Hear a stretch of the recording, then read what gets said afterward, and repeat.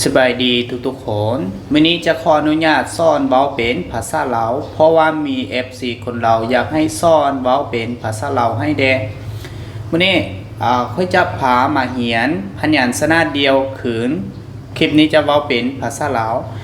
พยัญชนะเดียวของภาษาเกาหลีจะมีทั้งหมดแม้น10ตัวนี้แม้นพยัญชนะของเกาหลีตัวนี้เขาจะอ่านว่า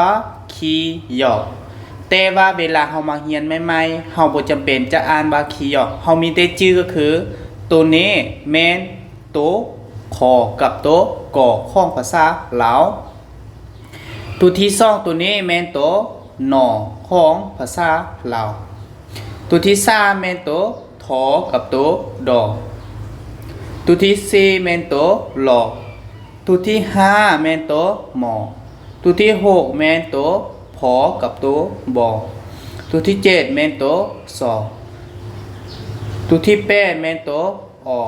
ตัวที่9แม่นตัวสอกับตัวจอตัวที่10แม่นตัวสอตัวที่11แม่นตัวขอตัวที่12แม่นตัวทอตัวที่13แม่นตัวหอตัวที่14แม่นตัวหอเฮามีแต่ชื่อง่ายๆสังเกตง่ายๆก็คือตัวนี้เฮาเขียนแบบนี้แม่นตัวคอกับตัวกอแบบนี้เลยเวลาเอาสระมาผสมเฮาจะผสมคือกับภาษาลาวเลยพยัญชนะคูจะมีทั้งหมดแม่น5ตัวที่1ตัวนี้เข้าอ่านว่าซังคีหยอกซังคีหยอกก็คือตัวกอแต่เฮาจึงง่ายๆก็คือตัวนี้แม่นตัวกอตัวที่2ตัวนี้แม่นตัวต่อตัวที่3ตัวนี้แม่นตัวปอตัวที่4แม่นตัว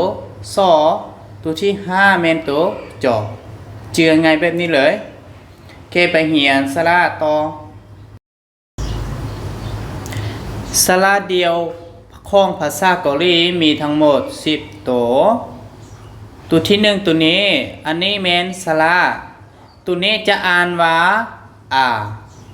ตัวที่2ตัวนี้จะอ่านว่ายาตัวที่3จะอ่านว่าอตัวที่4อ่านว่ายอตัวที่5อ่านว่าอูตัวที่6อ่านว่ายูตัวที่7อ่านว่าโอตัวที่8อ่านว่าโยตัวที่9อ่านว่าตัวที่10อ่านว่าอีโอเควันนี้ไปอ่านนำการที่รอบหนึ่งโอเคยอย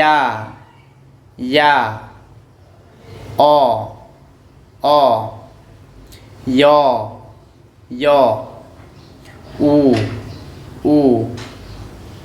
ยูโอโย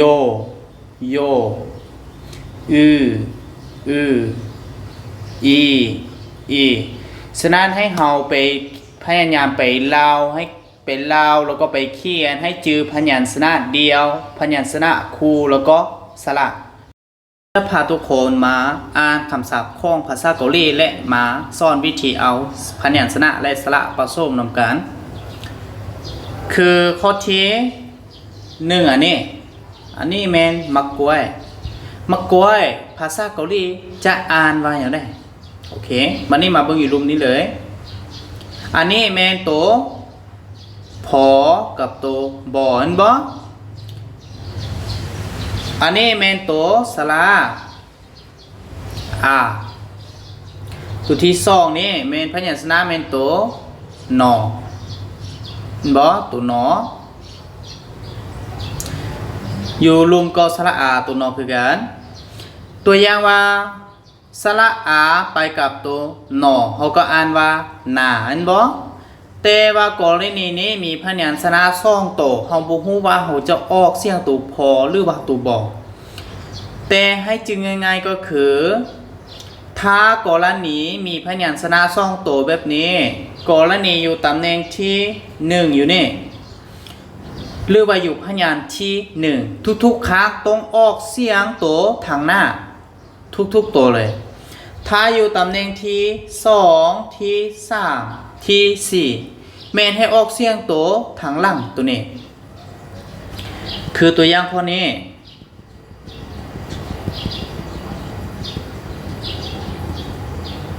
ตัวอย่างข้อนี้อันนี้แม่นอยู่พยานที่1บ่ออกเสียงตัวพอสระอาตัวหนอสระอาตัว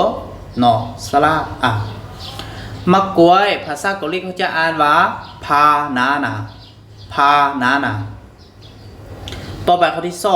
2ข้อที่2นี้พยัญชนะแม่นตัวหมอสระยังสระโออันนี้แม่นตัวสอกับตัวจอเห็นบ่แต่ว่าอันนี้แม่นอยู่ตำแหน่งที่2เห็นบ่ตำแหน่งที่2ฉะนั้นออกเสียงตัวทางหลังแม่นตัวจอสระหมวกภาษาเกาหลีเขาจะอ่านว่าโมจาโมจาต่อไปข้อที่3อันนี้เป็นตัวอสระอูตัวอนี้มันบ่มีเสียงตัวอไปกับสระตัวได้แม่นเขาจะอ่านตัวนั้นเลยตัวอย่างอันนี้แม่นสระอยู่สระอยู่ไปตัวอไปกับสระอยู่เขาก็อ่านว่าอยู่โน้มภาษาเกาหลีเขาจะอ่านว่าอูอยู่อูอยู่ต่อไปข้อที่4อันนี้ก็คือตัวอสระโออันนี้เมนพยัญชนะผสมบ่อันนี้เมนตัวปอสระไอภาษาเกาหลีเขาจะอ่านว่าโอปาโอปาข้อที่5ตัวนี้ก็คือการแม่นบ่ตัว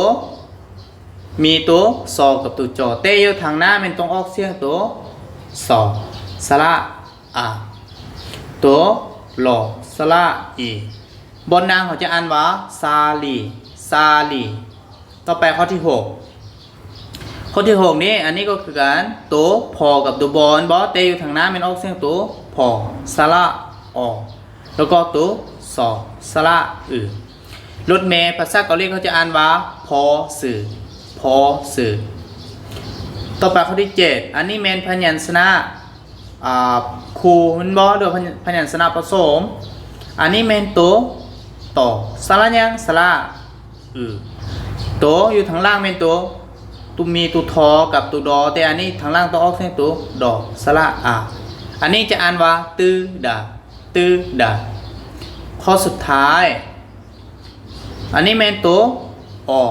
สระอันนี้มีตัวพอกับตัวบอแต่อยู่ตำแหน่งที่2เลือกพยางค์ที่2แมนออกเสียงตัว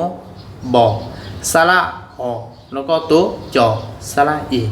พอภาษาเกาหลีเขาจะอ่านว่าอาบอจีก่อนเขาจะอ่านได้แบบนี้แมนให้เขาต้องจือพยัญชนะเดียวพยัญชนะคู่แล้วก็สระเขาจึงสามารถเห็นแล้วก็อ่านแบบนี้ได้แล้วก็วิดีโอต่อไปแมนพยาสอนเกี่ยวกับสระคู่และตัวสะกดฉะนั้นอย่าลืมกดติดตามเพื่อจะได้เบิ่งวิดีโอต่อไป